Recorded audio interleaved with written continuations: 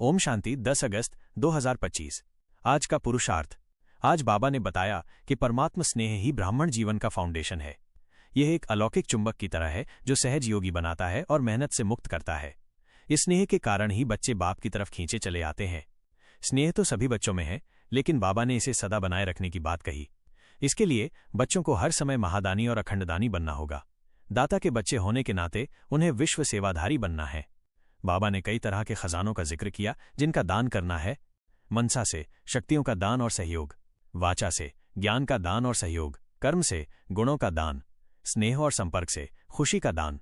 जब हम अपने खजाने दूसरों को दान करते हैं तो हमें उनकी दुआएं मिलती हैं।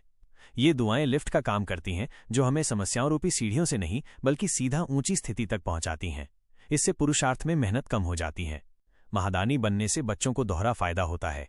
इससे जहां आत्माओं का कल्याण होता है वहीं वे स्वयं विघ्न विनाशक और समाधान स्वरूप बन जाते हैं। छोटी मोटी समस्याओं से मुक्त होकर वे सदा प्रसन्न चित्त और मेहनत मुक्त रहते हैं।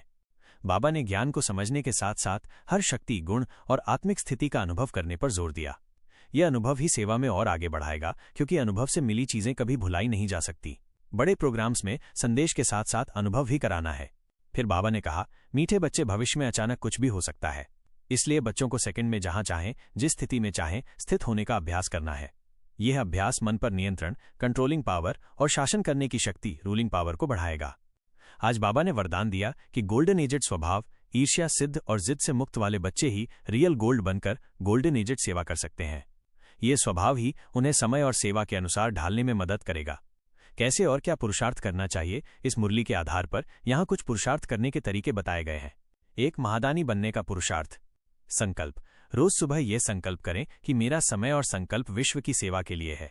अभ्यास। दिन भर में हर घंटे या समय समय पर अपने खजानों को सफल करने का अभ्यास करें।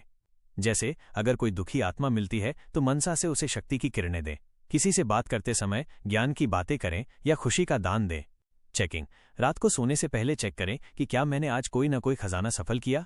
क्या मैं सिर्फ स्वप्रति पुरुषार्थ तक सीमित रहा या विश्व सेवाधारी भी बना। 2. मेहनत मुक्त बनने का पुरुषार्थ। दृष्टिकोण। छोटी मोटी समस्याओं को समस्या न मानकर उन्हें समाधान की सीढ़ी समझें। अपनी समस्याओं के बजाय दूसरों की समस्याओं के लिए महादानी बनकर दुआएं कमाएं। दुआएं ही लिफ्ट का काम करेंगी और आपको मेहनत से बचाएंगी। अभ्यास। जब भी कोई समस्या आए तो उसे सुलझाने में समय और ऊर्जा लगाने के बजाय तुरंत महादानी बन जाए। किसी को कोई गुण, शक्ति या खुशी दें। इससे आपकी समस्या स्वतः ही समाप्त हो जाएगी। 3. अनुभवी मूर्त बनने का पुरुषार्थ। ध्यान। ज्ञान की बातों को सिर्फ बुद्धि से समझने के बजाय उन्हें अपनी अनुभूति में लाने का प्रयास करें। जैसे मैं शांत स्वरूप आत्मा हूं, इस संकल्प को केवल दोहराने के बजाय सचमुच शांति की स्थिति का अनुभव करें। चेकिंग। रोज चेक करें कि क्या मैं हर शक्ति जैसे सहन शक्ति, सामना शक्ति और हर गुण जैसे शांति, प्रेम का अनुभव कर रहा हूं। क्या मैं जब चाहूं तब आत्मिक स्थिति में स्थित हो पाता हूं। सेवा में अनुभव कराना। जब भी कोई सेवा करें या प्रोग्राम करें तो उसका लक्ष्य ये रखें कि आने वाले को सिर्फ संदेश नहीं बल्कि कुछ अलौकिक अनुभव मिले। जैसे उन्हें शांत वातावरण, शक्तिशाली वाइब्रेशन या परमात्मा के स्नेह का अनुभव कराएं। 4 सेकंड में स्थिति परिवर्तन का पुरुषार्थ। अभ्यास।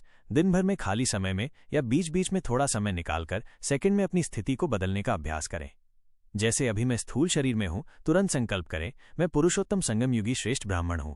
फिर तुरंत मैं फरिश्ता हूं या मैं विश्व कल्याणकारी हूं की स्थिति में स्थित हूं। Ever ready. ये अभ्यास हमें अचानक आने वाली परिस्थितियों के लिए तैयार करेगा। जब अचानक कोई हलचल हो तो हम तुरंत अचल और अविकारी स्थिति में स्थित हो सकेंगे। इस प्रकार मुरली के अनुसार हमें सिर्फ ज्ञान को सुनना नहीं है बल्कि उसे जीवन में धारण करके महादानी, अनुभवी मूर्त और एवर रेडी बनना है। यही हमारा सच्चा पुरुषार्थ है जो हमें मेहनत मुक्त और सफलता मूर्त बनाएगा। ओम शांति।